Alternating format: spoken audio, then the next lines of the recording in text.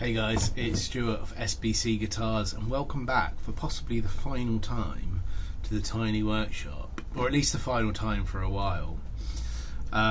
So as you probably know, I live on a boat now. We are gradually heading up north, and we are sort of hitting the point of no return. We accidentally hit it last night actually, so I had a very long journey in this morning. But on the real positive side, I spent 3 days last week just blitzing my workshop, mostly tidying but also sorting. All my wood store is lovely and sorted, all my benches are clear, everything is in a proper state of organisation. Those beers are going elsewhere shortly, they're not staying there because otherwise I'll just knock them on the floor and explode them everywhere.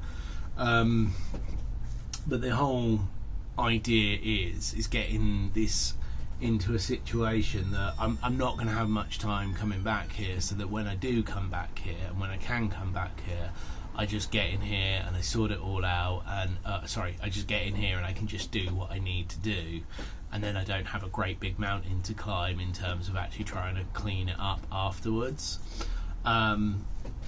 Now I've got 2 days realistically and a couple of days next week to finish up what I'm working on in here, and so I've got this, which is looking real good, real happy with this. My very thin bodied, very ergonomic, very spaceshipy Thrace 2 guitar. It's a one-off guitar, it's a baritone scale, it's glorious, and it's going to absolutely chug. Now I need to fine sand this now. It's hit the point where it's sort of about ready to go through the finishing touches. What I do want to do is I want to stain the back and the sort of bottom panels on this a bit darker. And what I kind of want to do, I'm not 100% on how I'm going to do it, is I want to have it almost so that it's like it's darker in this crease here, coming out to almost natural at the edges, but I might continue that so that I either do maybe just a burst around here, like around the heel that just goes that way and leave it at that, or I might do something a little bit more like just do it all over a little bit darker, mostly just to make that front really pop. But I'm gonna have to be a bit practical about this because I now need to sand this. I'm not going to waste my time here today sitting here sanding it, which I can generally, I don't use electric sanders on my boat, but I can generally sit and sand something for hours and hours and hours on my boat much easier, or not easier, but I've just got more time for doing that sort of stuff there. What I've also got to do is pretty much fabricate an entire guitar, a bass guitar, a semi-hollow bass guitar.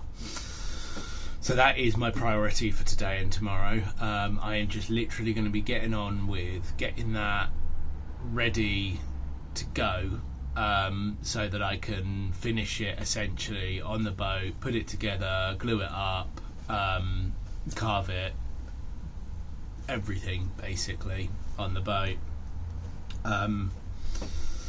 So yeah, say goodbye to the tiny workshop for a little bit because I will be very thoroughly locking it up. But I will be back. I will be intermittently back. I'm gonna hit the point where it's gonna be easier and cheaper to take my guitars and a handful of tools to a little local workshop, like like a sort of day rate workshop, than it is to come in here regularly. And I'm going to miss it.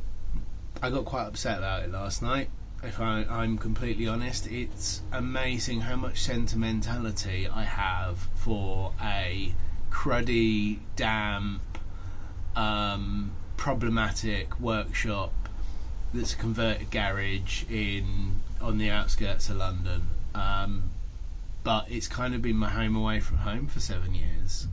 I've created I remember someone coming in here once and telling me that they were amazed I could create the instruments that I could create in here, and I I still think that's quite true. Anyway, I'm going to leave it there, and I'll try and do a few more updates as I go. Thanks for watching, guys. Please do chat with me in the comments below, and I'll see you soon.